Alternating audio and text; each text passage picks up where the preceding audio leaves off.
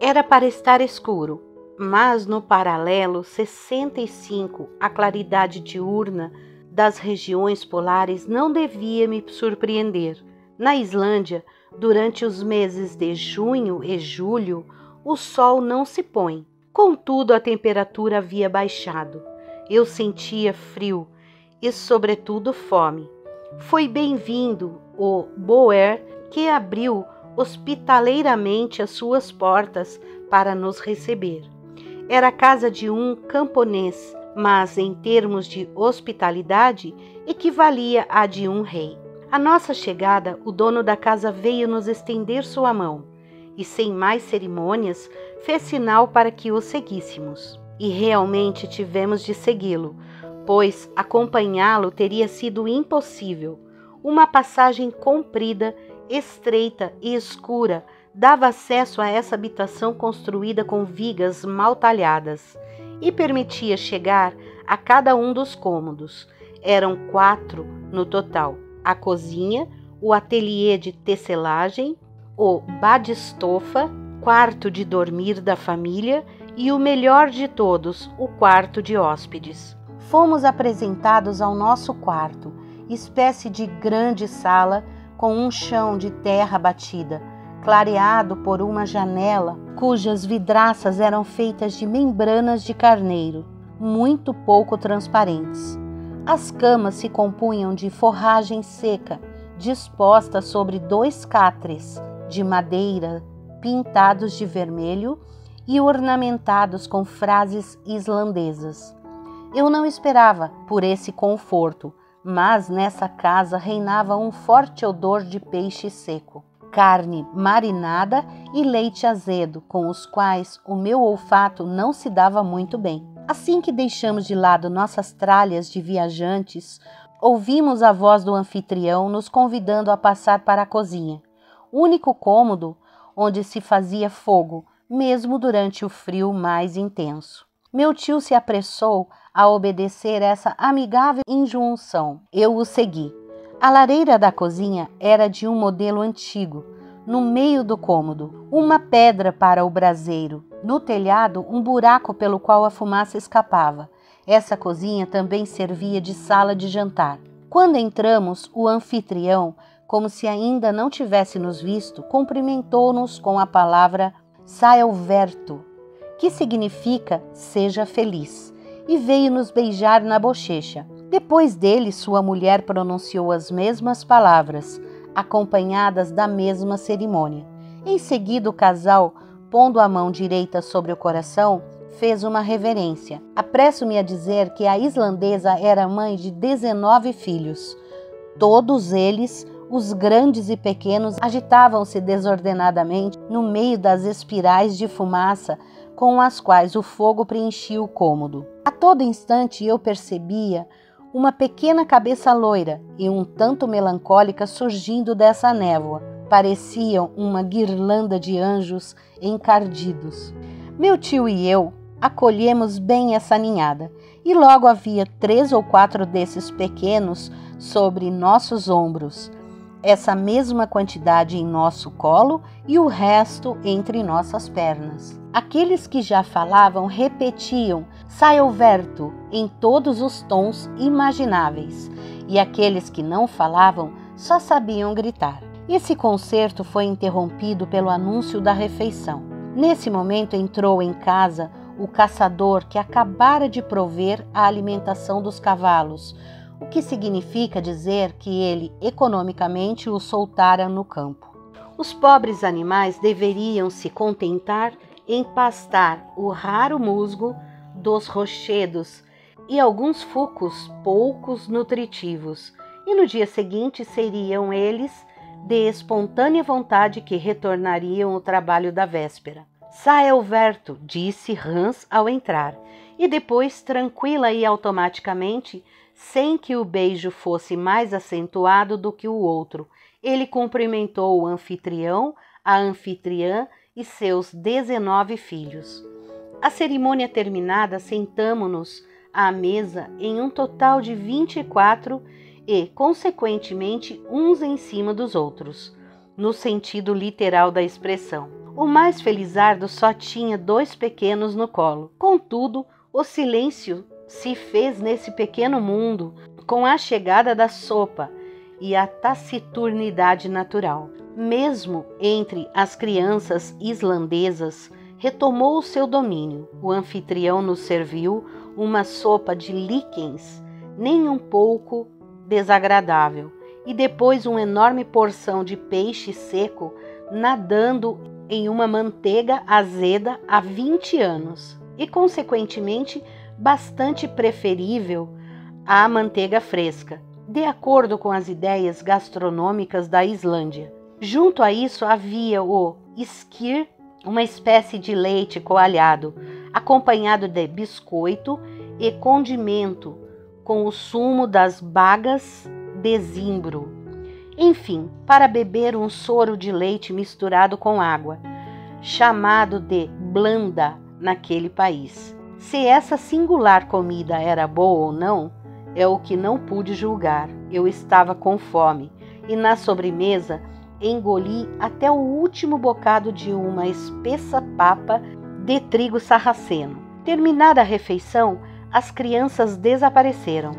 Os adultos rodearam o fogo onde se queimavam turfa, urzes, estrume de vaca e ossos de peixes dessecados. Em seguida, depois dessa dose de calor, os diversos grupos voltaram aos seus respectivos quartos. A anfitriã, segundo o costume, ofereceu-se para retirar nossas meias e calças. Porém, após nossa gentil recusa, ela não insistiu, e eu finalmente pude me encolher em minha cama de forragem. No dia seguinte, às 5 horas, dizíamos adeus ao camponês islandês. Meu tio teve muita dificuldade em fazê-lo, aceitar uma remuneração conveniente, e Hans deu o sinal da partida. A 100 passos de Gardar, o terreno começou a mudar de aspecto. O solo se tornou pantanoso e menos favorável à marcha. À direita, a série de montanhas se prolongava indefinidamente, como um imenso sistema de fortificações naturais, cuja contra-escarpa seguíamos. Com frequência, apareciam alguns riachos para atravessarmos, os quais necessariamente tínhamos de passar a val, sem molhar demais as bagagens. O deserto se fazia cada vez mais extenso. Às vezes, no entanto, uma sombra humana parecia fugir ao longe.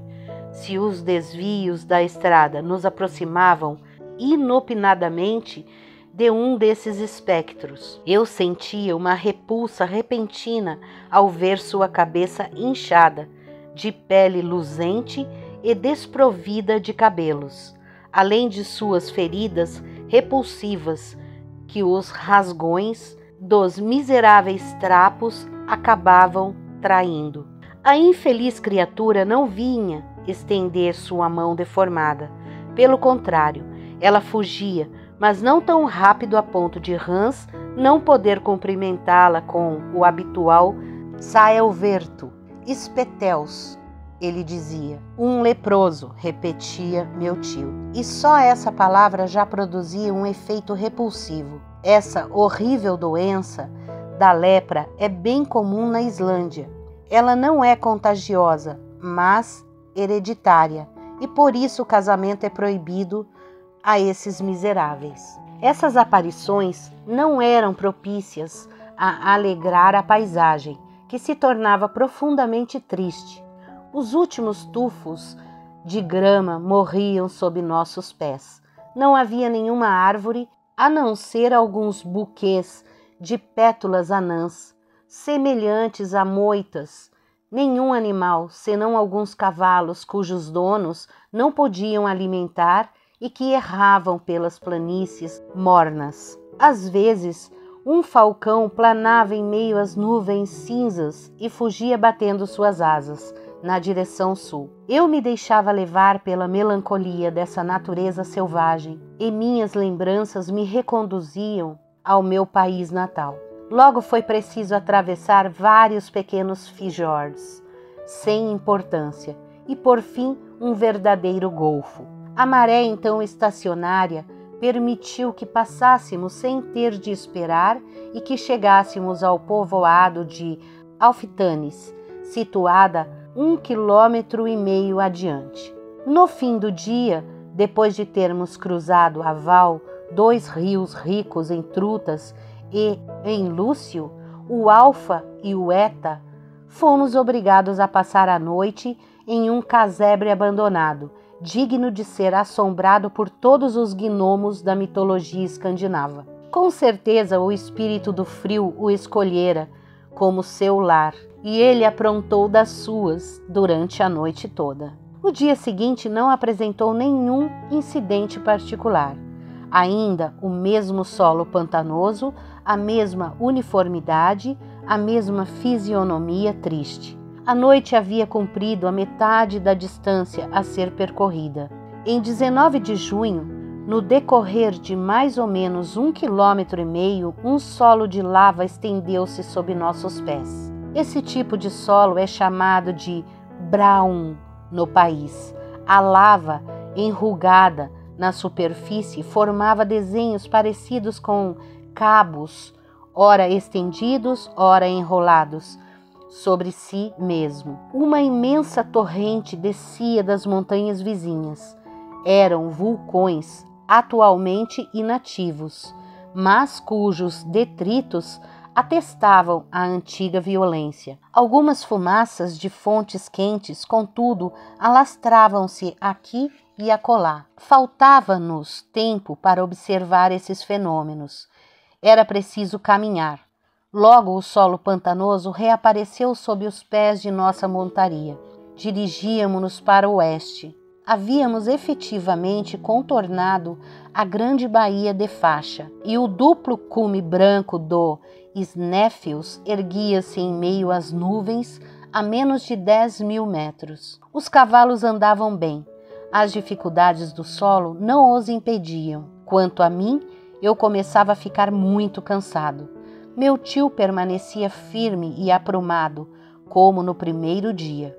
Eu não podia evitar de admirá-lo e de admirar o caçador, que encarava aquela expedição como se fosse um simples passeio. No sábado 20 de junho, às 6 horas da tarde, chegamos a Budir, vilarejo situado na costa do mar, e o guia exigiu seu pagamento combinado. Meu tio acertou as contas, foi a própria família de Hans, que nos ofereceu sua hospitalidade. Fomos bem recebidos e, sem abusar da bondade dessa brava gente, eu teria ficado ali de bom grado para me recuperar do cansaço da viagem. Mas o meu tio, que não tinha nada a recuperar, não pensava assim, e no dia seguinte tivemos de montar novamente sobre os nossos bons animais. O solo sofria as influências das imediações da montanha. Contornamos a imensa base do vulcão. O professor não tirava os olhos dele. Ele gesticulava, parecia desafiá-lo a dizer: aqui está o gigante que vou domar. Finalmente, depois de 24 horas de caminhada, os cavalos pararam por vontade própria à porta do presbitério de Stapi. Olá, amiguinhos! Estão gostando das historinhas? Então deixe um like, se inscreva no canal, aperte o sininho para mais vídeos.